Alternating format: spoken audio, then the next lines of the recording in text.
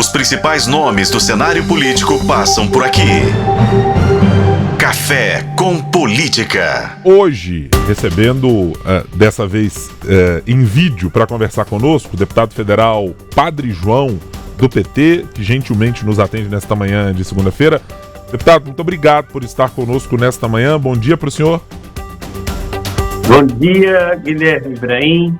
É uma alegria também da minha parte estar participando do Café com Política. Deputado, deixa eu começar a nossa conversa tratando de uma comissão, de uma questão bastante importante, porque acaba de acontecer. A gente está falando sobre a posição do governo brasileiro mais recentemente sobre os casos de deportação vistos feito pelos Estados Unidos e das condições consideradas degradantes que ensejaram inclusive uma decisão do ministro Ricardo Lewandowski de tirar algemas das pessoas e fazer algumas mudanças em como isso está sendo feito. Que avaliação só faz da maneira como o governo fez e como está tratando esta questão? Precisa fazer algo de diferente do que já fez? Não pode ficar do jeito, dessa forma, né? Desrespeitoso. A ação, ela desrespeita, na verdade, o país, né? Uma situação humilhante. Depoimento das pessoas que foram como que torturados durante quase que meses. Então, existe um procedimento que é um consenso internacional numa pessoa que está, às vezes, ilegal no país. A situação foi para dar uma lição, né? Então, o ministro das Relações tem uma nota do governo, assim que a retomada dos nossos trabalhos, e começa nesse próximo sábado, né, dia 1º, a eleição da mesa, nós também, enquanto parlamentares, vamos ter ações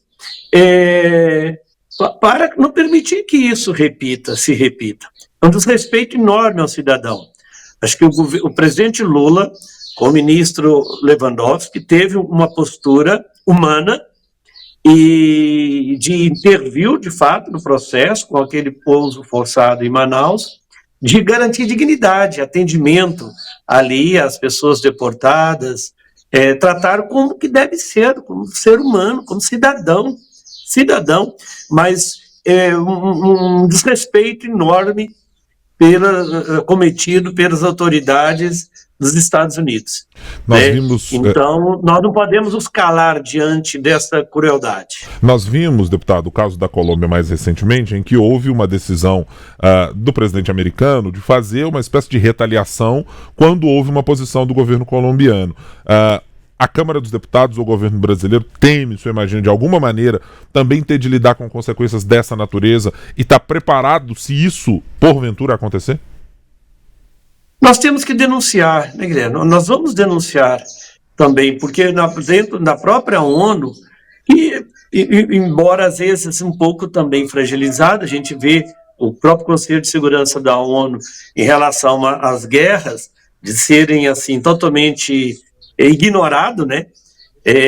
Basta ver essa situação de Israel com a Palestina, até que enfim chegou a um termo razoável, mas já teve deliberações do Conselho que foram também ignoradas por Israel. E os Estados Unidos banca também isso. Mas nós temos que denunciar essa postura e vamos fazer enquanto Congresso, né? Assim que instalar também as comissões. Em março, né, talvez, eu acredito que até o fim de fevereiro, nós retomamos agora dia 1º, inclusive com a eleição da mesa. Mas a instalação das comissões é que nos permite aprovar requerimentos, ter algumas medidas, isso nós faremos para denunciar isso no cenário internacional. Sim. Queria uma consideração do senhor, deputado, também a respeito de um assunto agora muito importante para Minas Gerais, também para outros estados brasileiros, mas para Minas de uma maneira muito sensível. As críticas que estão sendo feitas pelo governador Romeu Zema aos vetos feitos no Propag, o programa que tem, pelo menos no seu cerne, a ideia de melhorar as condições de pagamento da dívida de Minas Gerais. Até então tinha sido elogiado pelo governador antes dos vetos. E agora diz que gostaria que a bancada mineira trabalhasse para a derrubada desses vetos.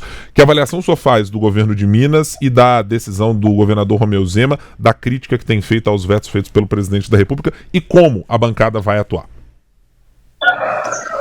Então, acho que aí temos esses desafios, né? Uma coisa a bancada mineira, mas a gente também, enquanto do Partido dos Trabalhadores, é a bancada, nossa base do governo, e no entendimento do governo, na justificativa dos vetos, é a questão também da inconstitucionalidade.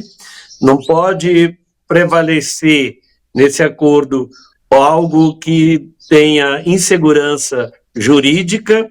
Então, assim que retomar os trabalhos, acho que avança essa, com certeza, uma articulação, inclusive dos representantes do governo na bancada, dos deputados que representam também o governo Zema na bancada, essas articulações, mas podendo sempre chegar no entendimento. Porque nós temos deputados que têm também o respeito na Constituição e que pese a crítica do governador. E, embora sejamos uma bancada grande, a bancada de Minas, mas não significa que tenha um entendimento de toda a bancada mineira.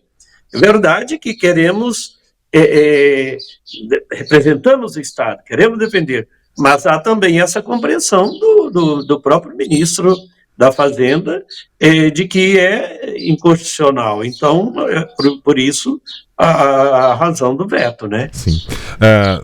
Tornou-se uma crítica mais pública, né? A ponto do ministro Fernando Haddad fazer manifestações em redes sociais em direção ao governador, o governador fazer em resposta a ele, e os ministros também do governo Lula fazerem manifestações e críticas relacionadas ao Propag e a outros temas como a BR-381. O senhor avalia que o governo Zema, o governo de Minas e o governo federal estão no seu maior momento de tensão? E há maneiras de reparar isso, deputado? Alguém estendendo a mão um pouco mais para alguém? É um debate político que permanecerá por estarem em campos muito opostos? Olha, o próprio Propag, ele saiu porque também o presidente, né, o Rodrigo Pacheco, entrou também no jogo. Infelizmente, o governador é muito ruim de diálogo. Acho que tem provado isso da própria relação também com a Assembleia Legislativa, com a própria bancada federal e, sobretudo, com o governo. Muitos atos importantes para Minas Gerais, na questão de segurança, na questão de infraestrutura, o governador não tem colaborado. Não se faz, e negado, acho que tem rompido uma grande tradição mineira, que é fazer política, que é sentar à mesa. Nós tivemos, acho que você bem lembra, né, de que a maior oposição ao Partido dos Trabalhadores era o PSDB. Se a gente retoma lá em 2003, mas nunca faltou diálogo do então governador Aécio com Lula. Então, pode ter divergências, mas o espaço do diálogo é a mesa. O governador usa redes sociais. Acho que as redes sociais ela tem um papel importante na política? Tem. Mas em relação aos representantes, aos chefes do poder, o lugar é a mesa e busca de entendimento. Então, tem sido lamentável a postura do governador quando só recorre às redes sociais e se nega a se fazer presença em debates importantes, não só para Minas Gerais, mas para contribuir com o país, né? Infelizmente, eu creio que a própria bancada que vai ter também esse papel importante, fazer a boa tradição da política mineira, que tem sido ignorada e negada pelo governador, mas nós temos um conjunto de deputados responsáveis e que entendem também a importância de Minas Gerais, mas e o senador também sabe a importância com o todo, né, com a União, com o Brasil, né, e essa saúde, né, financeira, com perspectiva também de maiores investimentos, sobretudo na educação, na saúde, na questão ambiental, que é o clamor, né, do planeta nesse momento. Então, não tenho dúvida que a retomada dos trabalhos na Câmara e no Senado, e assim no Congresso, vai criar melhores condições para a gente poder avançar nesse Propag com outro conjunto de ações, né? Em relação aos ativos, acho que tem muitas questões ainda e que tem que ser viabilizado e que tem prazos para serem viabilizados e consolidando o Propag. Deputado, o retorno dos trabalhos também, como o senhor já mencionou, vai marcar a volta para assumir um novo mandato para as presidências da Câmara e do Senado. Que avaliação o senhor faz do deputado Hugo Mota, e já está absolutamente pacificado entre os deputados que ele é o nome a ser escolhido? Inclusive, queria que o senhor mencionasse, há muitas diferenças do perfil político dele e do atual deputado Arthur Lira como presidente da Casa? Eu creio que sim. Por isso esse entendimento, né? Ou seja, antecipou bem, né, já essa eleição. É algo já dado, é só mesmo uma formalização. Eu acredito na capacidade de diálogo que ele tem, melhor. Eu não vejo uma pessoa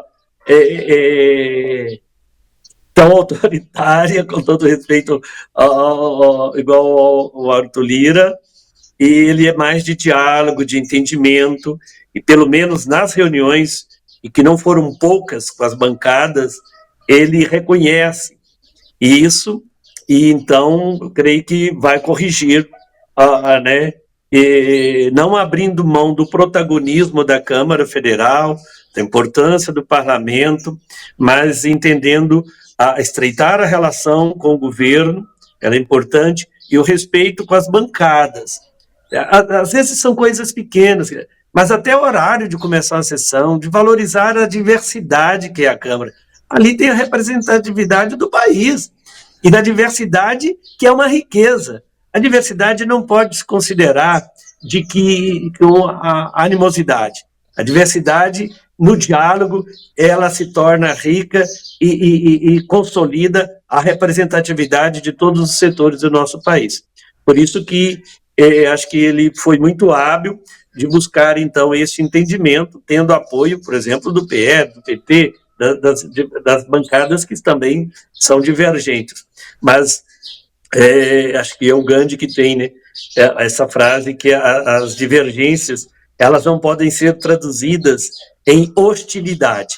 Eu acho que é isso que a gente tem que curar na política, né? Divergir, mas sem ser hostil, com amor e respeito. Deputado, quero lhe fazer uma última pergunta aqui, antes de irmos para o final da nossa entrevista, a respeito do acordo de Brumadinho.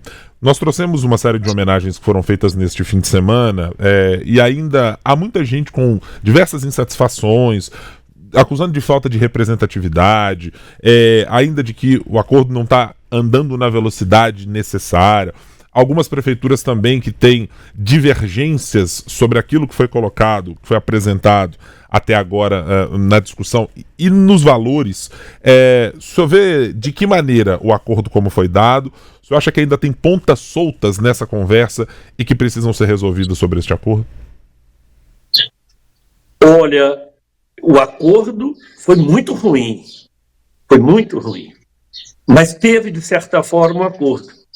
Em que pese que, olha para você ver, atinge ali uma parte de uma bacia e teve recurso para o estado inteiro, não tinha nada a ver. E ignorando, de certa forma, os atingidos, negando serviços importantes, como a própria assessoria técnica independente, os investimentos. Então, foi muito ruim para, de fato, para a área atingida, para as pessoas atingidas, o cuidado com o meio ambiente. Então, muito ruim, 3 anos. Agora, Guilherme Ibrahim, eu acho que o que é mais vergonhoso ainda é a justiça. É a justiça. Porque em relação ao crime, ninguém foi punido. Ninguém foi punido. Então é muito triste. Eu acho que, com todo o problema que existe na política, às vezes ainda as coisas avançam. Mas quando se trata do judiciário, do que é tarefa exclusiva do judiciário, né, o Ministério, do sistema judiciário, porque aí a gente pega também a questão do Ministério Público. Infelizmente, é muito triste esta impunidade. E agora a luta ela vai continuando, né, para garantir, para fazer valer o direito dos atingidos, coisas que muitos que estão em lei, né, que estão em lei, que nós avançamos, infelizmente precisou de morrer tanta gente, seja Caimariana, 19 pessoas, 272 pessoas lá em Brumadinho, para a gente avançar um pouco nas leis dos atingidos, na lei de barragens. Então é fazer valer a lei. A gente, no Congresso, acho que vamos continuar com uma comissão externa, que monitora tanto a questão do crime lá em Mariana, quanto também em Brumadinho. Nós vamos continuar acompanhando. Eu acho que o retorno dos trabalhos, ele traz também essa força política para, junto com os atingidos, continuar pressionando. Deputado federal Padre João, deputado está sendo terceiro mandato como deputado federal, mas tantos outros anos como deputado estadual.